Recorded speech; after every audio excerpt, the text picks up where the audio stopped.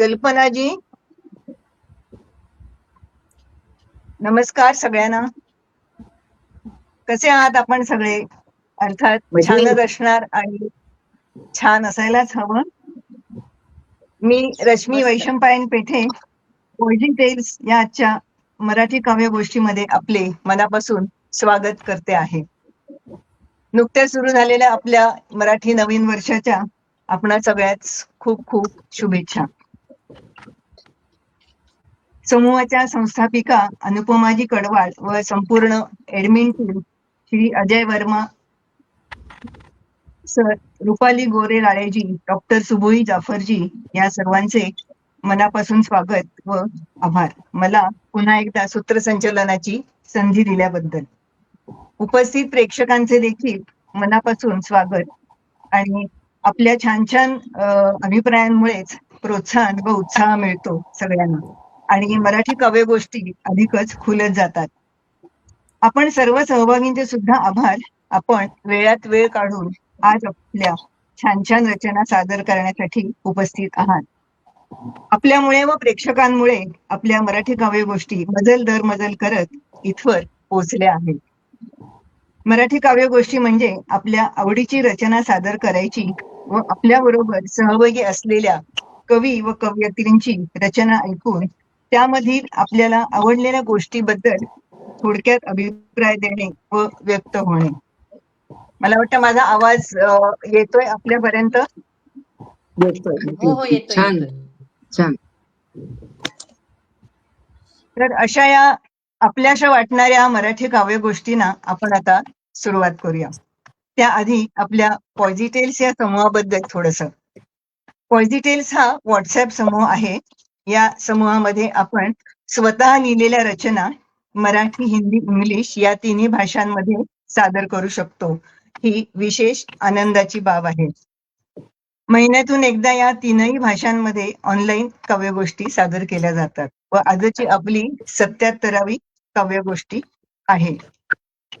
आणि या ज्या काव्यगोष्टी होतात त्यासाठी सुंदर पोस्टर्स संस्थापिका अनुपमाजी कडवाळ व सहभागींसाठी सर्टिफिकेट्स एडमिन रुपाली गोरे लाळेजी अतिशय सुंदररित्या बनवितात. आज आपल्या बरोबर मंचावर आहेत कल्पना दिलीप मापुसकरजी, मीरा रोड, मुंबई. शशिकला काळकरजी, मुंबई. समीर बुधाटेजी, डोंबिवली. कविता संग्रस कनेरीकरजी, हैदराबाद. व मी रश्मी वैशंपायन पेठे, बोरिवली, मुंबई येथून आहे. सर्वप्रथम मी कल्पना दिलीप मापुसकर मॅम यांना आमंत्रित करू इच्छिते. त्याआधी त्यांचा परिचय देऊ इच्छिते. कल्पना मापुसकरजी या चिपळूण येथील असून सध्या मीरा रोड, मुंबई येथे राहतात.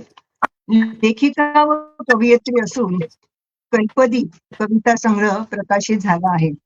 आपण रॉकेल या लघुपटाची कथा लिहिली आहे व हा लघुपट सुद्धा प्रदर्शित झाला आहे. अखिल Bharatiya Sahitya Sammelan Yavatmal, Dharavi, I am very sorry, Akhil Bharatiya Sahitya Sammelan Yavatmal, Dharashiv, Nashik, Udgir, Amalner, Satara येथे आपणास निमंत्रित केले आहे. साईल सेवेचा आढावा घेऊन 2024 सालचा बंधुता शब्दक्रांती पुरस्कार राष्ट्रीय बंधुता साहित्य संमेलन पुणे येथे प्राप्त झाला आहे. 15 ऑगस्ट रोजी वर्ल्ड व्हिजन टाइम्स मुंबई तर्फे ज्येष्ठ साहित्यिका अमृत प्रजासत्ताक म्हणून आपण सन्मानित आहात. आचार्य 19 FM रेडिओवर 2023-2024 साली स्वातंत्र्य दिनानिमित्त राष्ट्रीय कविता कार्यक्रम यावर्षी 2026 14 फेब्रुवारी रोजी प्रेम कविता या कार्यक्रमात आपण सहभागी झाला आहात. कुटुंब रंगले पावल्याचे सर्व विसुभाऊ बापट यांच्या युट्यूब चॅनल मध्ये आपल्या 4 कविता समाविष्ट झाल्या आहेत.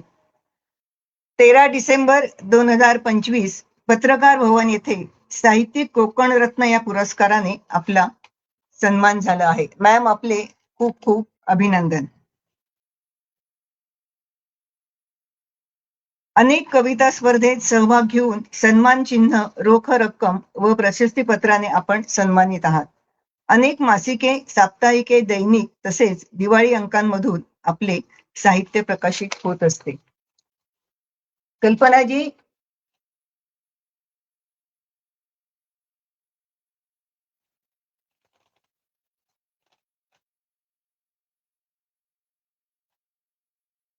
त्यांचं नेटवर्क नाहीये मला वाटतं, मला दिसत नाहीये त्या स्क्रीनवर.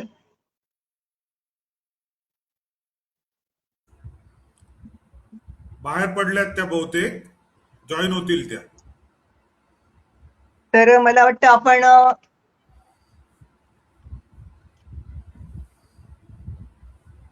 त्या अजूनही नाही दिसत. तर मी पुढच्या सहभागींना आमंत्रित करू शकते का? हो, करा. शशी, हा.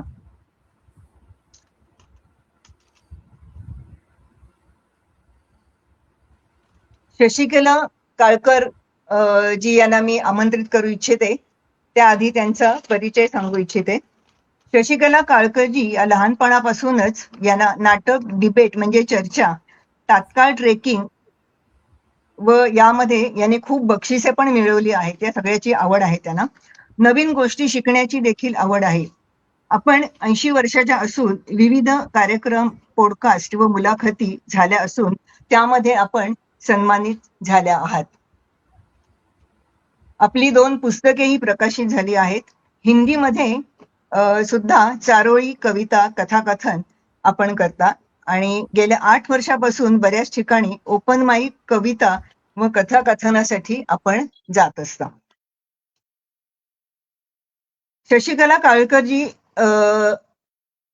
यांचं असं आहे, म्हणजे म्हणणं आहे की कुठलीही गोष्ट शिकण्यासाठी वय आड येत नाही व इच्छाशक्ती पाहिजे, यावर त्यांचा दृढ विश्वास आहे, असंही त्याने म्हटलं आहे. तर कल्पनाजी, मी आधी आता शशिकला मॅमना विनंती करते आणि मग आपण आपली मध्येच काहीतरी शशिकलाजी आपण आपली हो सर्व कवी लोकांना आणि मॅम आपण आपली रचना सादर. सर्वात आधी सर्व कवी, उपस्थित कवी आणि श्रोतांना माझा नमस्कार.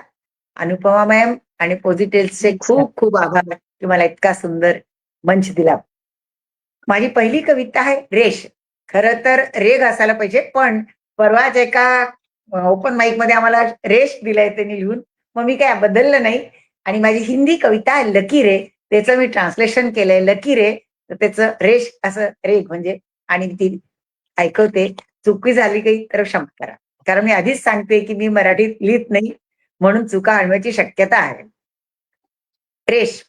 इकडे तिकडे जिकडे तिकडे नजर पडे, इकडे तिकडे जिकडे तिकडे नजर पडे, चौहीकडे रेषाच रेषा, चौहीकडे रेषाच रेषा, जणू रेषांचा पसरला जाळ आहे.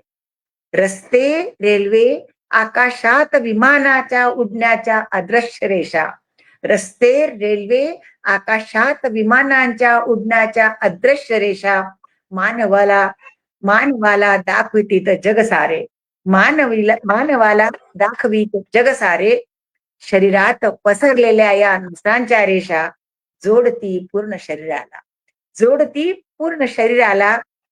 पानं, फुलं, भाजी, पाला, फळांची पण तीच गाथा, पानं, फुलं, भाजी, पाला, फळांची पण तीच गाथा, तळ हाताच्या या रेषांचा जाळ म्हणे नशीब घडविती, म्हणे नशीब घडविती, चेहऱ्यावरच्या रेषा जीवनाचे अनुभव सांगते.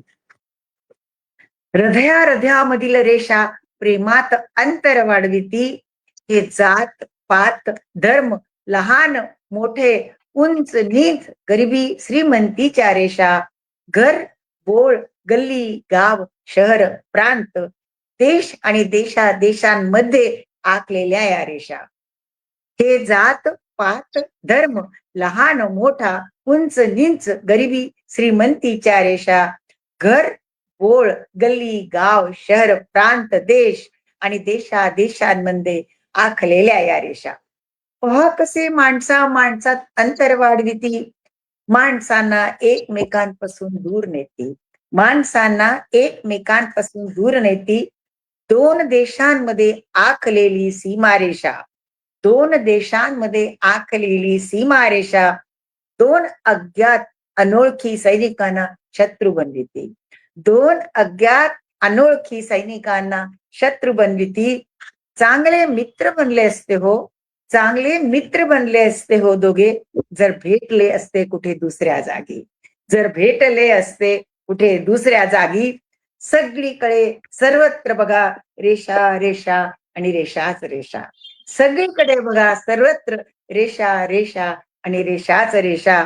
मिटले जर हे रेषांचे अंतर, मिटले जर हे रेषांचे अंतर, मिटला जर हा रेषांचा बाजार.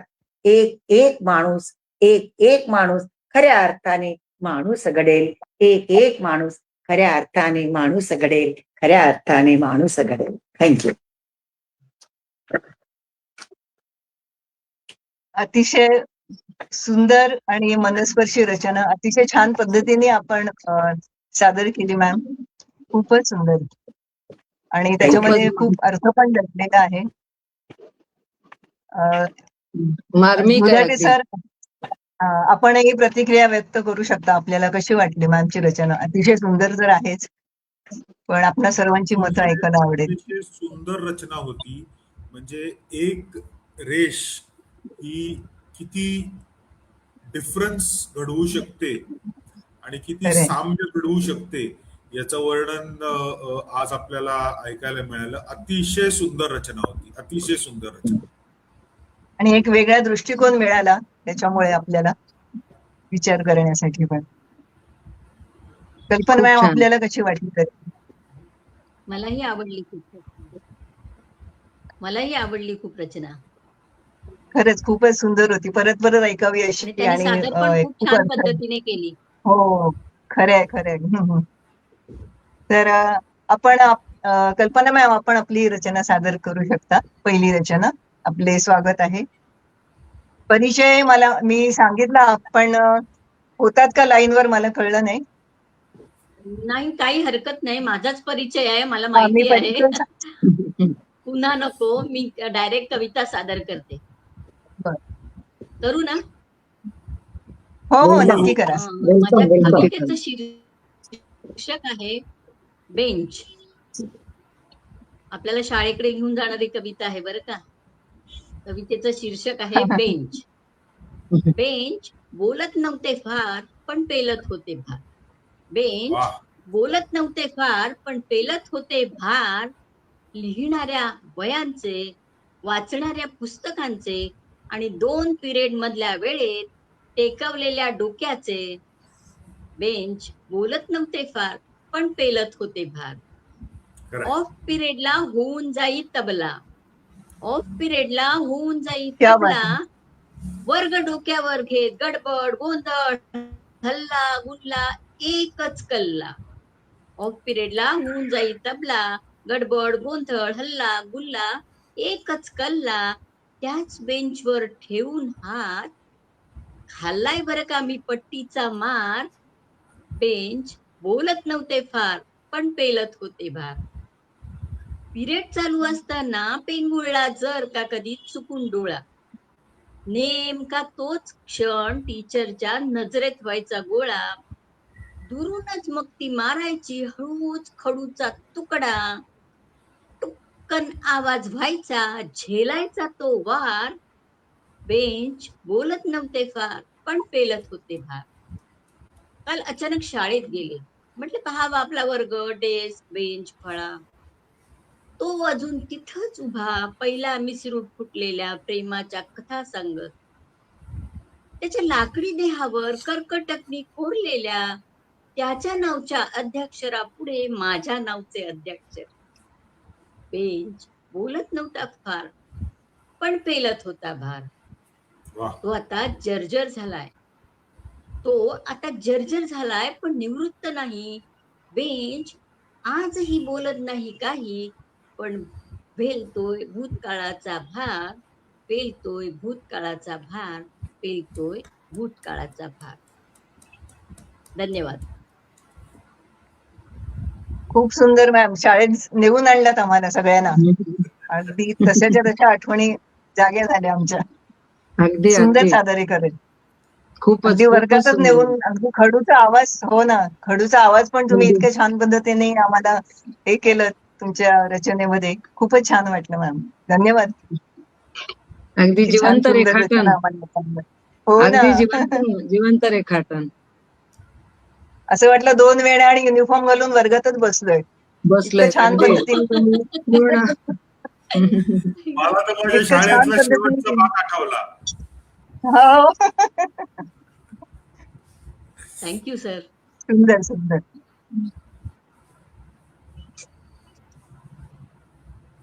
तर आपण आता मी श्री समीर गुदाटेजी यांना आमंत्रित करू इच्छिते त्यांची पहिली रचना सादर करायला. त्याआधी त्यांचा परिचय करून देण्याचा प्रयत्न करते आहे. समीर गुदाटेजी एक हृदयाशी बोलणारे कवी, शब्दांतून भावनांचे जग उलगडणारे लेखक आणि पुस्तकरूपी सख्यांचा प्रामाणिक चाहता. सलग 365 दिवसात 365 पुस्तकांचे परीक्षण करून त्यांनी एक अनोखा विश्व विक्रम रचला आहे.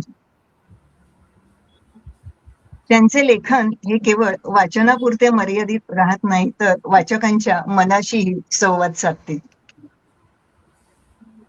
कवितांचा ठसा राष्ट्रीय आणि आंतरराष्ट्रीय जर्नल्स, वृत्तपत्रे आणि संकलनात उमटलेले आहेत. वडिलकीची ऊब आणि खेळाची उर्मी मनात घेऊन ते आपल्या मुलीमध्ये वाचनाचे बीज रुजवतात, जणू कवितेसारखेच प्रेमाने आणि संयमाने. समीर सरांचा प्रवास म्हणजे एक शब्दमय साधना, जिथे प्रत्येक ओळ म्हणजे आत्म्याची स्पंदने आणि प्रत्येक कविता म्हणजे माणूसपणाशी नवे नाते. सर, आपले खूप खूप स्वागत. आपण आपली पहिली रचना सादर करावी ही विनंती. खूप खूप धन्यवाद. मला आज इथे माझ्या 2 कविता 3 कविता सादर करायची संधी मला दिलीत. या प्लॅटफॉर्मचा मी खूप आभारी आहे. आणि खरं सांगायचं तर प्लॅटफॉर्मवरती वारंवार यायचं असतं, पण वेळेच्या अभावी ते काही जमत नाही, त्यामुळे क्षमस्व. पण माझी पहिली रचना आता सादर करतोय. ही ना थोडी वेगळी कविता आहे. मी जशा कविता करतो तशातली ही कविता नाहीये. विद्रोही कविता ज्याला आपण म्हणतो त्या प्रकारातली ही कविता आहे. शीर्षक आहे मी प्रश्न विचारतोय. मी प्रश्न विचारतोय कारण माझं मौन हे कधीच तुमची संमती नव्हती. मी प्रश्न विचारतोय कारण नागरिक म्हणून उत्तर मागण्याचा मला अधिकार आहे. मी प्रश्न विचारतोय कारण मी या काळाचा केवळ प्रेक्षक नाही, तर एक साक्षीदार आहे.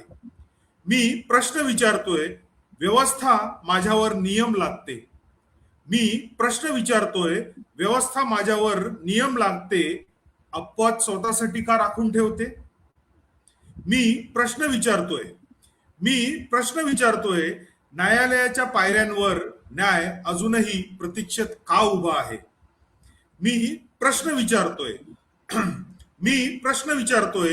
कायद्यांच्या अक्षरात समानता आहे. मी प्रश्न विचारतोय, कायद्यांच्या अक्षरात समानता आहे, मग वास्तवात विषमता का दिसते. मी प्रश्न विचारतोय, शिक्षण ज्ञान देते म्हणतं.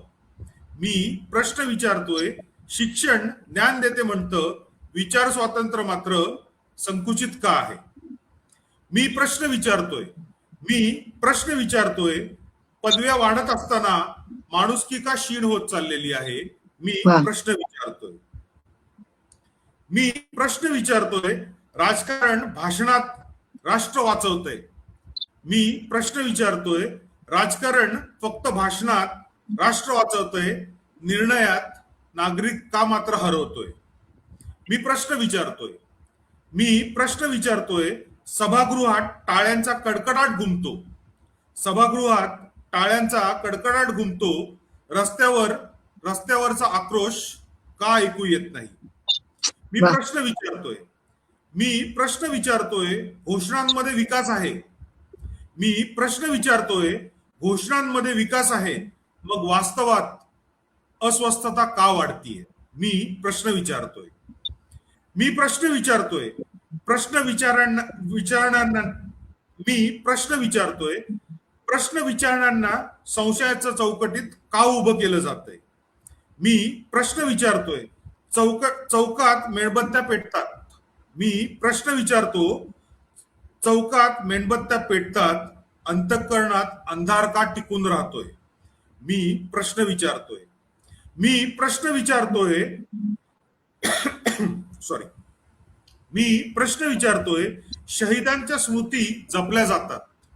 मी प्रश्न विचारतोय. शहीदांच्या स्मृती जपल्या जातात. जिवंत नागरिक का मात्र विसरले जातात? मी प्रश्न विचारतोय. मी प्रश्न विचारतोय. लोकशाहीचा उच्चार मोठा आहे. मी प्रश्न विचारतोय.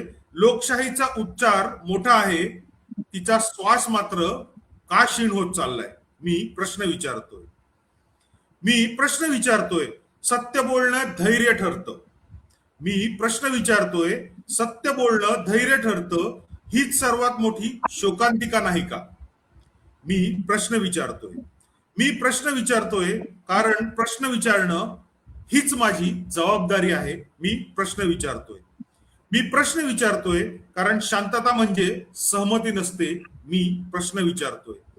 मी प्रश्न विचारतोय कारण प्रश्न जिवंत असतील तोपर्यंतच लोकशाही जिवंत राहील. मी प्रश्न विचारतोय. धन्यवाद. खूप सुंदर, अतिशय अतिशय खूपच सुंदर. सुंदर. खरंच वास्तवाला धरून मर्मभेदी अशी रचना, प्रत्येकाला विचार करायला लावणारी ही रचना आहे आपली सर. खूपच अर्थपूर्ण. खूप धन्यवाद सर. आपण इतकी सत्य परिस्थितीवर आधारित आहे. काय म्हणतो, अतिशय सुंदर. आणि आपण सादरीकरण पण इतकं अप्रतिम होतं ना की खूप हृदयाला आणि मनाला भिडले ते सगळे प्रश्न आणि ती कविता सुद्धा. आणि खूपच कविता छान. पण अगदी ताजी ताजी आहे. हो, म्हणजे लोकशाही आणि राज्यव्यवस्था व्यंगपणे आणि नागरिकने किती जागृत राहिलं पाहिजे की व्यवस्थेच्या बद्दल जे काही विचारायचं असेल म्हणजे त्याला राज्याच्या, देशाच्या समस्या, नागरिकाच्या समस्या सगळं तुला माहिती आहे काय आहे प्रकाश टाकतो. आणि हे सगळे प्रश्न आपण मनात विचारतो, खरोखरच विचारतो. मग आता प्रश्न पुष्कळांना विचारांना आजकाल देशद्रोही ठरवलं जातंय.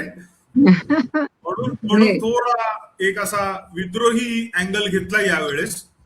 माझा छान पिंड आहे. नाही विद्रोही कवितेचा, पण म्हटलं करून बघूया.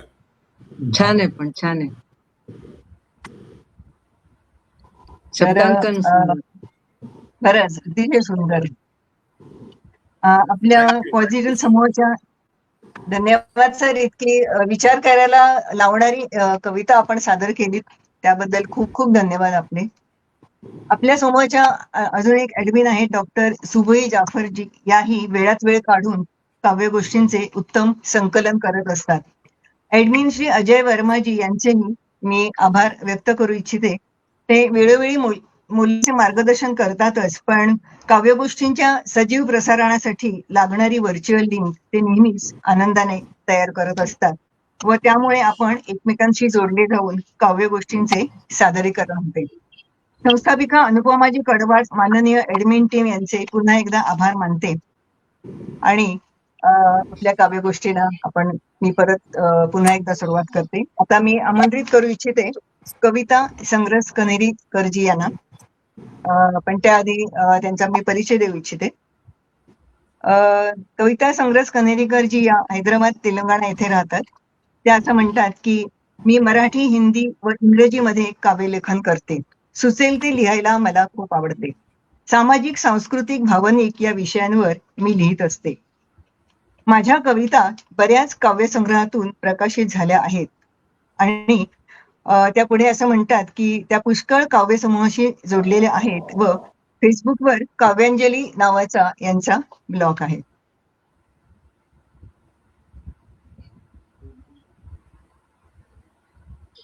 धन्यवाद. पॉयसी टेल्स आणि सर्व सभासदांना धन्यवाद मला हा मंच दिल्याबद्दल. माझी पहिली कविता सामाजिक आहे, थोडीशी वेगळ्या विषयावर आहे. कवितेचं शीर्षक आहे, ऐकू येतंय का? हो, येते येते. कवितेचं हॅलो. कवितेचं शीर्षक आहे शिक्षा. खिडकीतून येणारे किरण तो डोळ्यात साठवून घेत होता. खिडकीतून येणारे किरण तो डोळ्यात साठवून घेत होता. न केलेल्या गुन्ह्याची शिक्षा तो भोगत होता. न केलेल्या गुन्ह्याची शिक्षा तो भोगत होता. सच्छिद्र यंत्रणेत कारवाई, सच्छिद्र यंत्रणेत कारवाई, बुद्धीपलीकडचा शब्दखेळ. सच्छिद्र यंत्रणेत कारवाई, बुद्धीपलीकडचा शब्दखेळ. कागदावर उमटून अबोलशाही, कागदावर उमटवून अबोलशाही, सुनवाई आणि कातर वेळ. नशिबाचा फासा उलटा पडला, नशिबाचा फासा उलटा पडला, सिद्ध काय करणार? पुरावे नष्ट करून डाव साधला, न्याय देवता आंधळीच म्हणवणार. पुरावे नष्ट करून डाव साधला, न्याय देवता आंधळीच म्हणवणार. पैशाचा नाही पाठपुरावा, वशिला कोठून आणणार? पैशाचा नाही पाठपुरावा, वशिला कोठून आणणार? खटाटोप खूप केला, केला धावा, आक्रोश त्याचा कोण ऐकणार? वेदनांना त्याच्या अंत नाही, वेदनांना त्यांच्या अंत नाही, अश्रूंनी सुद्धा पाठ फिरवली. कित्येक रात्री छताकडे पाही, कित्येक रात्री छताकडे पाही, निशब्द तो आणि त्याची सावली. काळ्या कोठडीत तो अंतर्मुख, काळ्या कोठडीत तो अंतर्मुख, नेहमीच विचार करायचा. काळ्या कोठडीत तो अंतर्मुख नेहमीच विचार करायचा.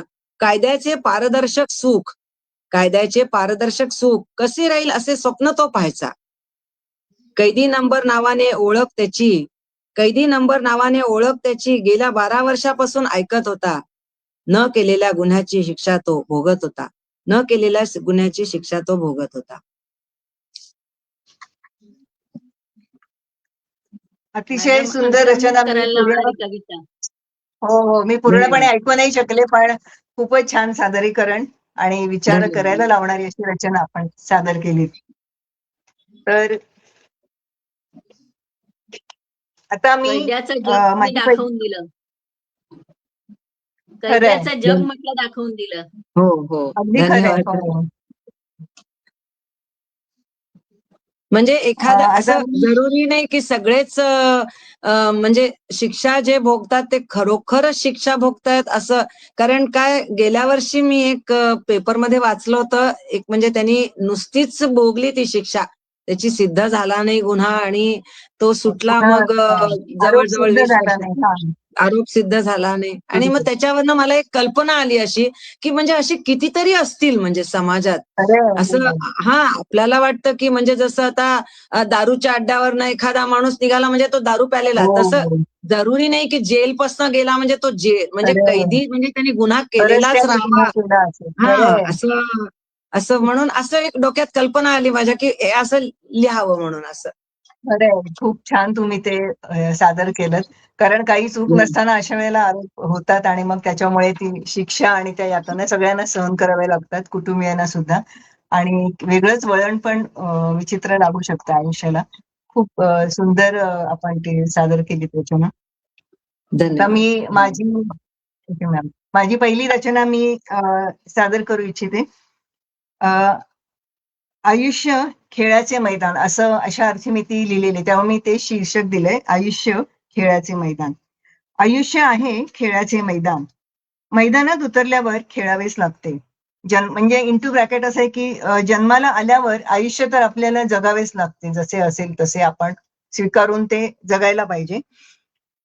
खेळ कुठलाही असो, सगळे एकदम बाद होत नाहीत. ज्याचा जसा खेळ, जशी कामगिरी, तसा त्याचा खेळाचा अवधी. खेळायचे मात्र सामूहिकतेने, खेळाची वेळ संपली की खेळ थांबतो. समर्पणाची भावना, कृतार्थतेची जाणीव घेऊन संपतो. पुन्हा खेळण्यासाठी निवड होईल की नाही या अनुत्तरित प्रश्नाबरोबरच थांबायचे. पुन्हा खेळण्यासाठी निवड होईल की नाही या अनुत्तरित प्रश्नाबरोबरच थांबायचे. म्हणजे हा एक आपल्याला जो मनुष्य जन्म मिळालेला असतो त्याच्यामध्ये आपण जास्तीत जास्त चांगल्या पद्धतीने आपलं आयुष्य जगण्याचा प्रयत्न करत असतो नेहमी. तर अशा अर्थी पुन्हा खेळण्यासाठी निवड होईल की नाही या अनुत्तरित प्रश्नाबरोबर थांबायचे. आयुष्य आहे खेळाचे मैदान, आयुष्य आहे खेळाचे मैदान. धन्यवाद. वा. माझी रचना आपण ऐकून घेतली. नक्कीच ते खेळाचं मैदान आहे. खूप खूप सुंदर. दोन दोन अर्थ अगदी त्याच्यामध्ये मार्मिक रीतीने लपलेत. अगदी छान शब्दांकन.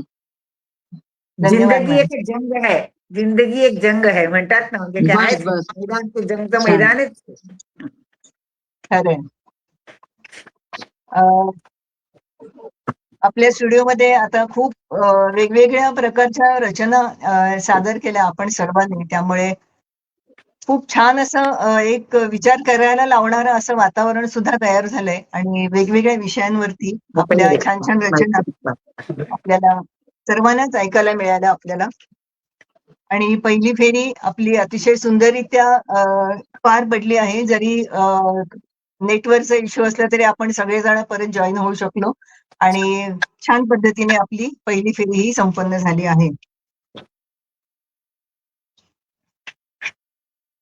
माझा आवाज आपल्यापर्यंत पोहोचतोय का नीट? हो हो पोचतोय. पोचतोय अगदी चांगला.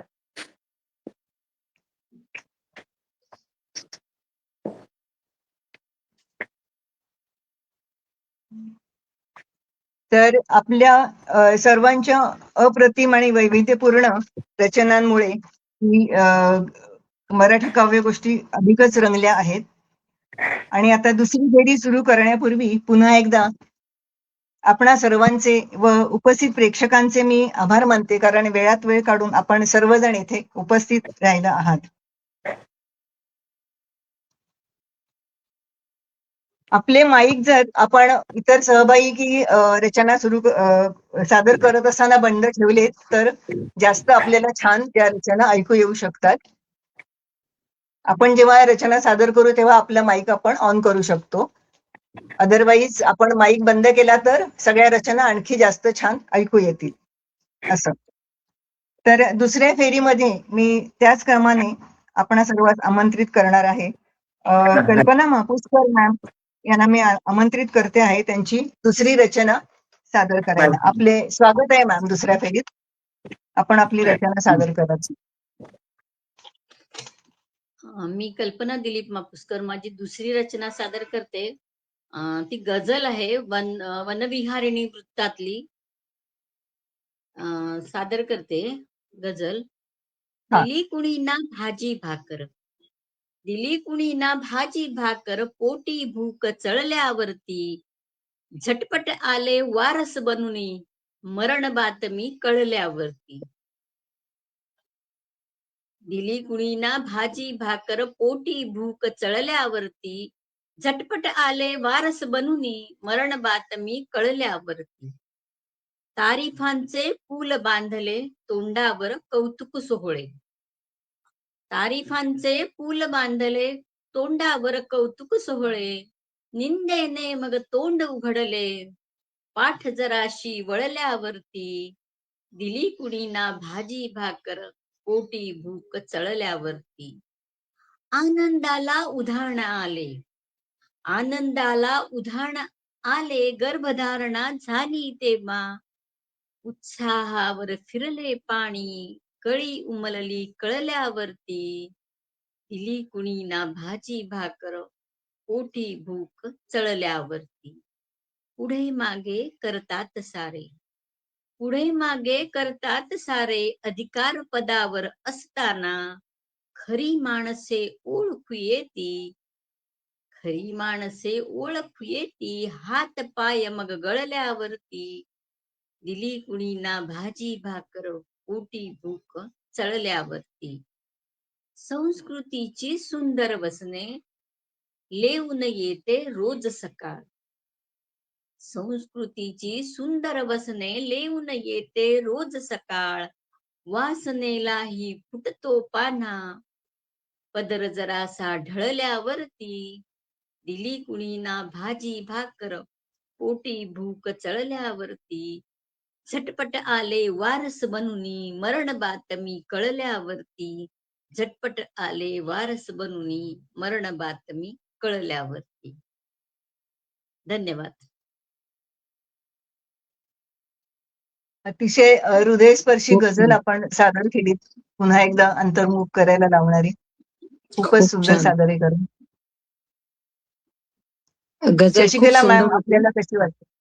हो ना. आणि तुमची गझल ऐकून सिंधुताईंची आठवण आली. त्यांची पण हा. लिखाणाची पद्धत थोडीफार अशीच हा. होती. मला माझं वाटतं सिंधुताई ममता सुरुवातीला मी सिंधुताई ऐकून नाही म्हणताय का?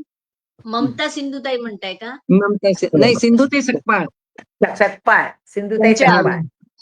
त्यांची आठवण त्या आली नव्हत्या एकदम. गझल करत, ममता सकपाळ गझल करतात. हो, करतात. नाही, म्हणजे त्या बोलायच्या ना, तर असंच म्हणजे त्यांच्या हा. बोलण्यामध्ये वगैरे असंच शब्द हा. असायचे, तर त्यांची आठवण आली. म्हटलं छान आहे गझल, हा, मस्त आहे बरोबर. एकदम छान. फारच सुंदर आहे, मार्मिक आहे. आणि जीवनाचं वास्तविक दाखवलं, जीवनाची वास्तविकता की हेच आहे खरंच जीवन, की खरंच आपल्याला खूप आनंद येतो सगळं होतं, पण जीवन म्हणजे कसं शेवटी आपल्याला काय पाहायला मिळतं, कटू शकतं जीवनाचं. खरंय. स्त्रीच्या जीवनाची कहाणी. खरंय. समीर सर, आपण काय म्हणाला? आपण आपली प्रतिक्रिया देऊ इच्छिता का गझल? गझल हा प्रकार माझ्यासाठी खूप हृदयाच्या जवळचा आहे. मला गझल करायची आहे, पण ती मला अजून करता येत नाहीये. थोडाफार प्रयत्न करतो मी. हिंदीमध्ये 2-3 गझला केलेल्या आहेत, पण अजून म्हणजे मीच त्या गझला अशा आहेत की मलाच पूर्ण अजून त्याच्यावरती खात्री पटलेली नाहीये, म्हणून त्या मी कुठे सादर पण केल्या नाहीयेत. पण मला पर्सनली असं वाटतं की हिंदीमध्ये गझल करणं जास्ती सोपं आहे मराठीमध्ये. आणि सुरेश भटांच्या गझला तर मी ऐकतच असतो, आणि खूप सुंदर गझल होती आजची देखील. आणि मला नव्याने प्रेरणा मिळाली की परत गझल ट्राय करायला हरकत नाही आपल्याला. खरे सर, माझा पण श्री आम्हाला ऐकायला गणेशा आवडेल चालू आहे, मी नक्कीच काय गझलकारा नाहीये. आपली गझल. माझा पण श्री गणेशा चालू आहे.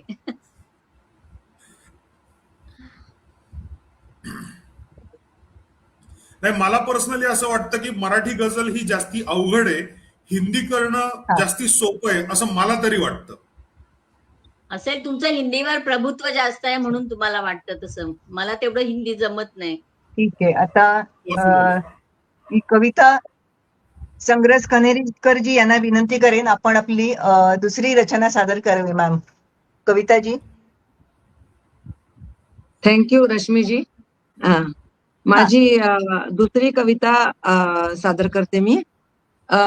इतक्यातच कविता दिवस साजरा केला आपण हो हो सर्वांनी. हो. तर मी एक कविता लिहिली, कविता काव्य दिवसावर कविता सादर करते. कवितेचं हा शीर्षक आहे कविता. हा तरुणाईतील दिवस ते काय बात आहे. पाखरासम उडणारे. ऐकू येते? हो हो, येते मॅम. तरुणाईतील दिवस ते पाखरासम उडणारे, जगणे शिकवले तू कविते, चंचल मन कावरे बावरे. जगणे शिकवलेस तू कविते, चंचल मन कावरे बावरे. गच्चीच्या जुन्या भिंतीवर, गच्चीच्या जुन्या भिंतीवर मी कोरले तुला. गच्चीच्या जुन्या भिंतीवर मी कोरले तुला, फरशीच्या तुकड्यात गहीवर दाटून किती आला. फरशीच्या तुकड्यात गहीवर दाटून किती आला. आठवले मला तुझे पहिले रूप, आठवले मला तुझे पहिले रूप.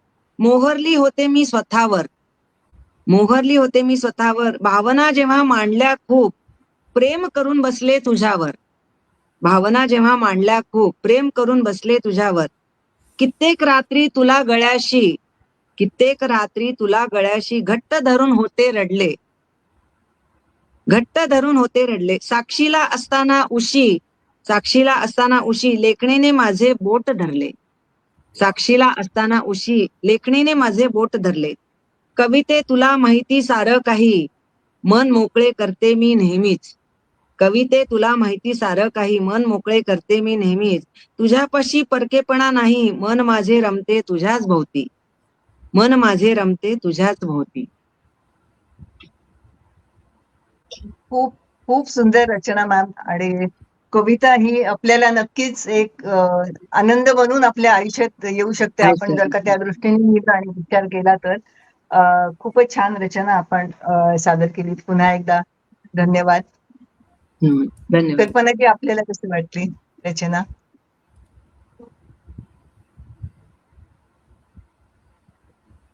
आपला आवाज येत नाहीये. Unmuted. आवाज येत नाहीये.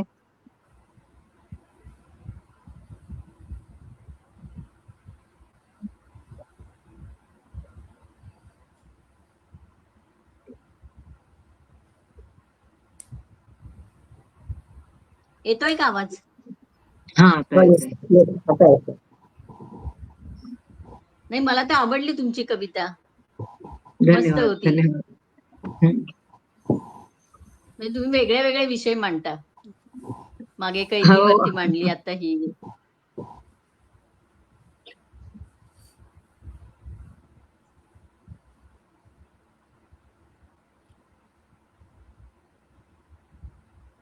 आणि सुंदर कविता होती. कविता ही प्रत्येकासाठी वेगवेगळ्या स्वरूपात त्याला भेटत असते, भेट. सापडत असते.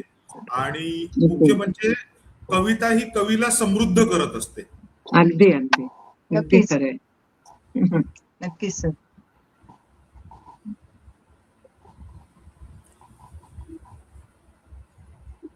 बहुतेक माझाच नंबर असेल ना आता.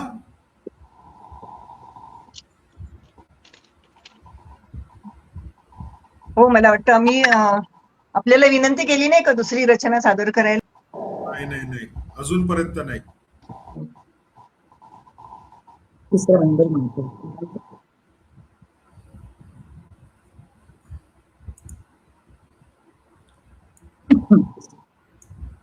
आवाज दिला. मी सादर करू का? ते बाहेर गेल्या, रेंजच्या बाहेर गेल्या. आवाज नाही येत त्यांचा, बाहेर गेल्या. तर फोटोही नाहीये, हेही नाहीये, व्हिडिओ पण नाही येत. मोबाईल माझा पण हँग होतोय सारखा सारखा.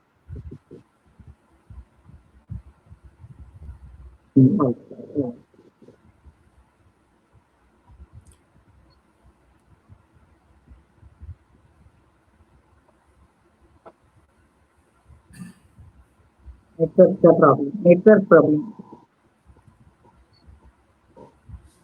तुम्ही करायचं मग, तुमची सुरुवात करून घ्या, काय हरकत नाही. करा. समीर मी सर, चालू आपण करतो. करू शकता सुरुवात. हो हो. मगाची माझी जी कविता होती ती थोडी वेगळ्या धाटणीची होती, थोडी विद्रोही कविता होती. आताची जी कविता मी सादर करतोय ही तुम्ही मी रोजच्या रोज जे आपण फेस करतो, आपण जे काही गुगलवरती सर्च करतो त्याच्यामधनं काय गमती जमती घडतात त्या मी या कवितेत प्रस्तुत केलेल्या आहेत. कवितेचं शीर्षक आहे सर्चची सजा. वा. त्या दिवशी माझा कंटाळा बिनधास्तपणे ऑनलाईन फिरत होता. त्या दिवशी माझा कंटाळा बिनधास्तपणे ऑनलाईन फिरत होता. गुगल उघडलं आणि गंमत म्हणून टाकलं. गुगल उघडलं आणि गंमत म्हणून सर्च केलं, हेलिकॉप्टरची किंमत किती असते. त्या दिवशी माझा कंटाळा बिनधास्तपणे ऑनलाईन फिरत होता. गुगल उघडलं आणि गंमत म्हणून सर्च केलं, हेलिकॉप्टरची किंमत किती असते. बस त्या क्षणानंतर मी साधा माणूस राहिलोच नव्हतो, तर मी कोणाचा तरी एक टार्गेट ऑडियन्स झालो होतो. गुगल म्हणालं, तुम्ही तर तयार आहात. दुसऱ्या दिवशी सकाळी उठल्यावर युट्यूबवर आलं, तुमच्यासाठी खास प्रायव्हेट जेटची वॉचलिस्ट. इंस्टाग्राम म्हणालं, कॅनडा ड्रीम होम. इंस्टाग्राम म्हणालं, कॅनडा ड्रीम होम पेमेंट तुम्ही नंतरच करा. फेसबुक हसत म्हणालं, आयफोन 17 आधीच बुक करा, तुम्ही तर VIP आहात. फेसबुक हसत म्हणालं, आयफोन 17 आधीच बुक करा, तुम्ही तर VIP आहात. आणि व्हॉट्सॲप तो तर चंद्रावरती फ्लॅट घेऊनच माझ्या स्टेटसमध्ये उतरला. आणि व्हॉट्सॲप तो चंद्रावरती प्लॉट घेऊनच माझ्या स्टेटसमध्ये उतरला. गुगल म्हणालं, तुमचं भविष्य उज्ज्वल आहे. गुगल म्हणालं, तुमचं भविष्य उज्ज्वल आहे. पण माझं बँकिंग ऍप ते लॉग इन होताना देखील विचारायचं, आर यू शुअर.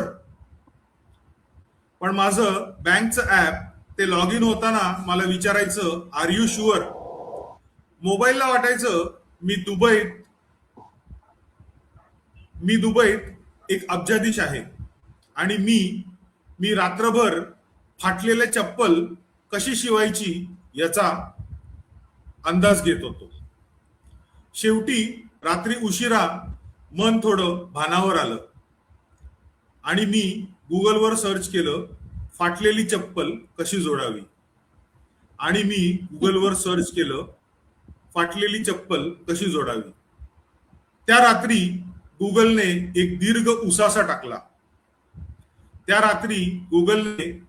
उसासा टाकला. आणि म्हणाल आता तुम्ही तुमच्या खऱ्या लेवलवर आला. सकाळी उठलो तर मोबाईलने प्रेमाने सांगितलं 370 रुपयामध्ये 2 जोडी चप्पल वर ₹20 ची कॅशबॅक.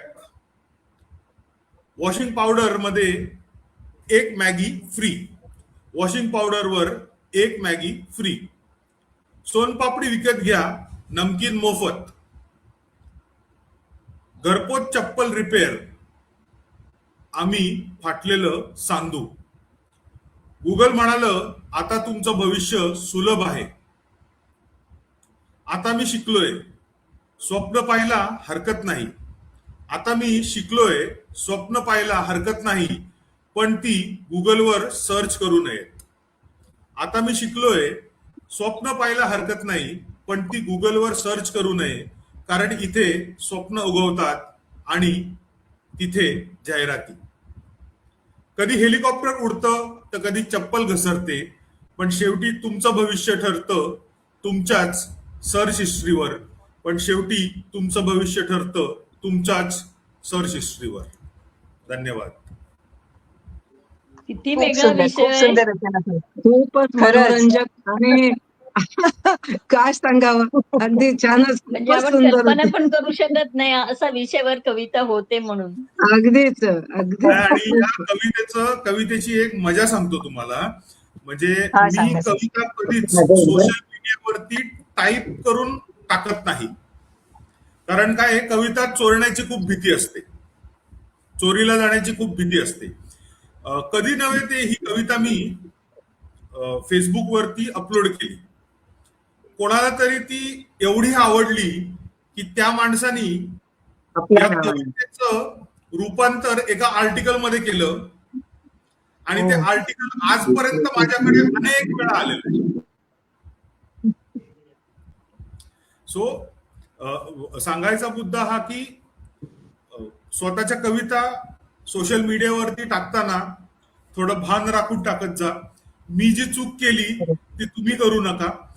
अगदीच जर कविता तुम्हाला फेसबुक वरती किंवा इंस्टाग्राम वर टाकायच्या असतील तर शूट करा आणि मग त्या टाका. बरोबर. नाही, माझ्याबरोबर पण असा प्रसंग घडलाय. तेव्हापासून मी हा. फेसबुकवर टाकायच्या बंद केल्या कविता. अरे बापरे, आणि ज्या अच्छा. वर्तमानपत्रात प्रकाशित होऊन येतात माझ्या नावासहित त्याच मी टाकते. आणि खाली हा, नाव पण लिहिते की बरोबर. अमक्या अमक्या वर्तमानपत्रात प्रकाशित झाले. त्याच्यामुळे खरे तो आहे. प्रूफ राहतो आपल्याकडे. हा, काळजी घेतली पाहिजे, खरंय. हो, नक्कीच नक्कीच. कारण आणि साहित्यिक बरोबर, खूप आपल्याला चोर एक नवीन साहित्यिक माहिती इथे कळली. आहेत.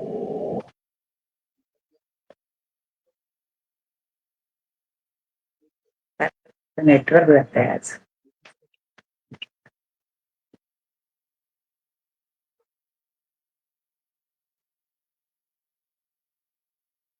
नेटवर्क गेलं परत त्यांचं.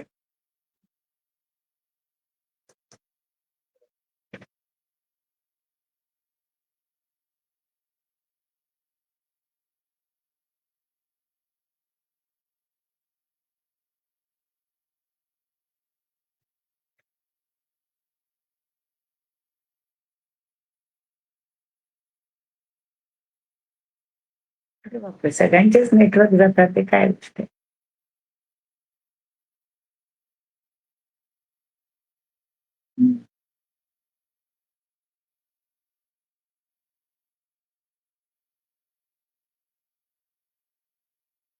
आज नेटवर्क प्रॉब्लेम आहे फार. है ना, नेटवर्क प्रॉब्लेम आहे.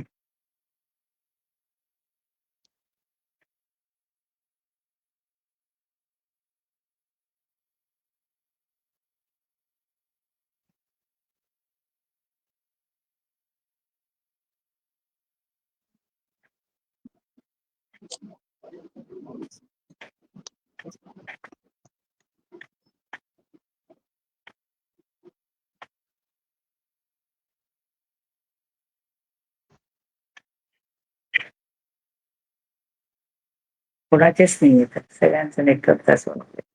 तुम्ही सादर करा तोपर्यंत शशिकला मॅडम. करू आवाज येतोय सादर? का? हो, आता येतोय तुमचा, आता येतोय. हा, येतोय आता. करू मी सादर? ते हा, दोघेही करा, आता, करा. ते दोघेही नेटवर्कच्या बाहेर गेले मला वाटतं.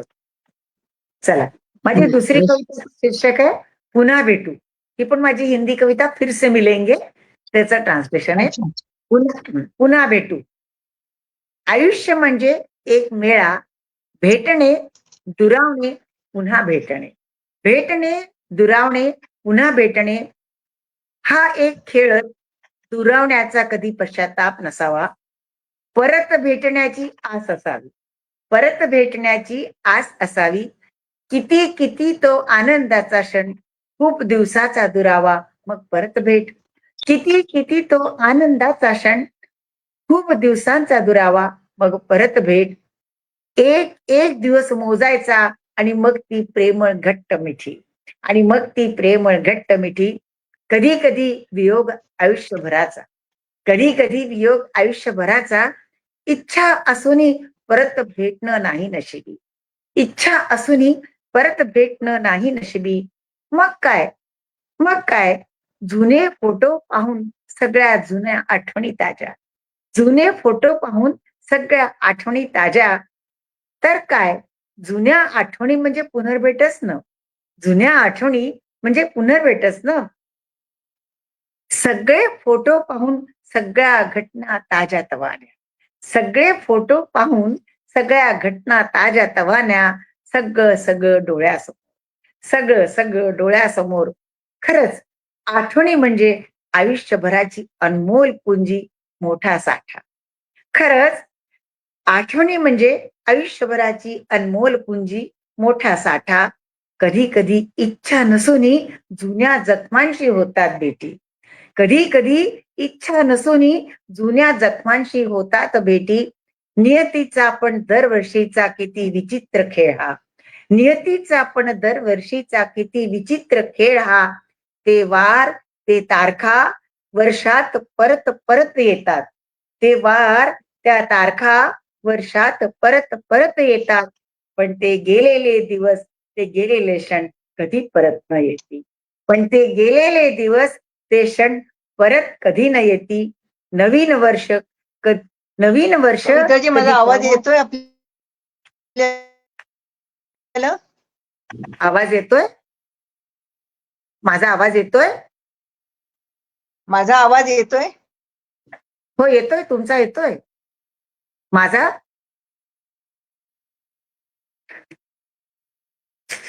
नवीन वर्ष कधी जाणाऱ्या वर्षाला भेटत नाही. जीवन आणि मरण देखील कधी भेटत नाही. जीवन आणि मरण देखील कधी भेटत नाही. भेटतो तर परत परत फक्त माझी गोड कविता मी दुसरी सादर. काय होतंय आज? भेटतो तर परत परत फक्त गोड आंबट कडू चटपट्या आठवणींना. तरी आपल्या प्रियकरांना भेटण्याची आश कधी सोडू नका.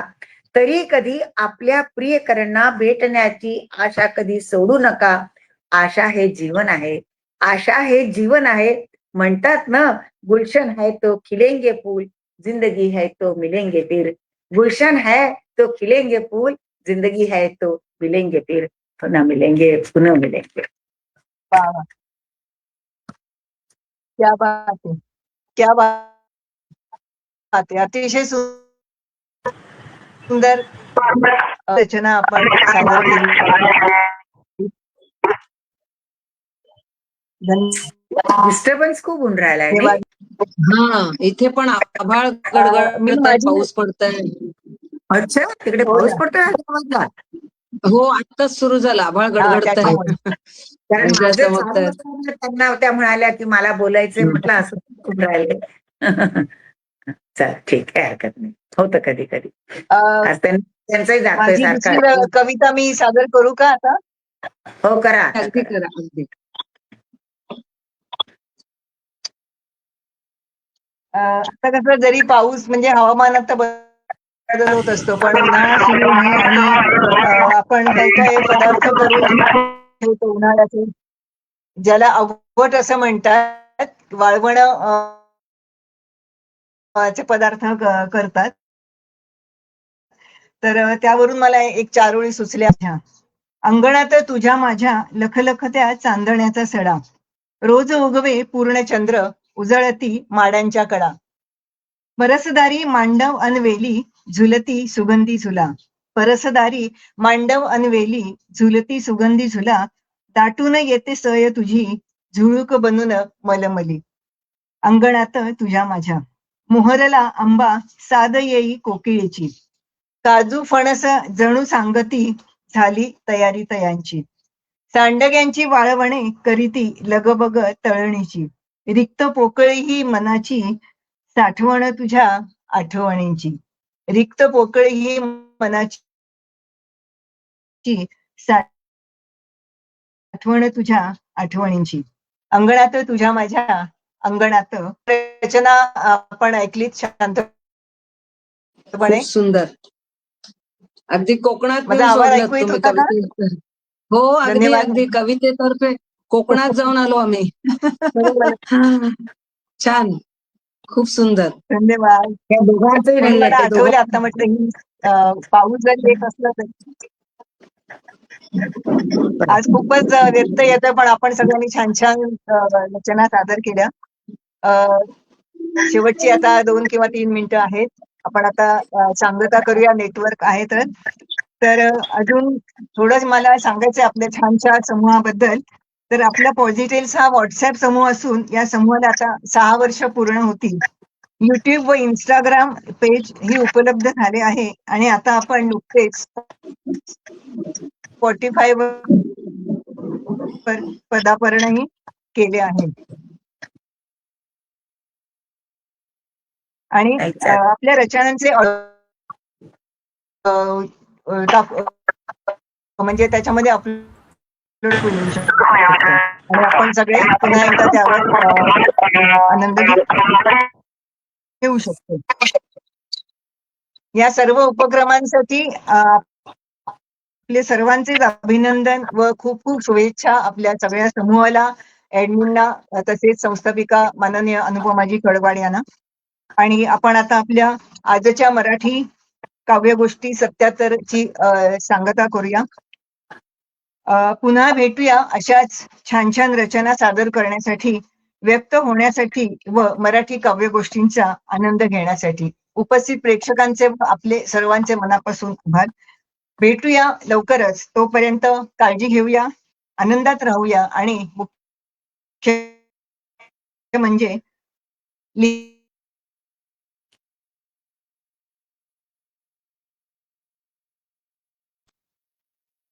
बाय.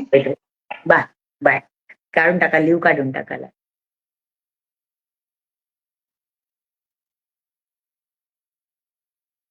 चालेल.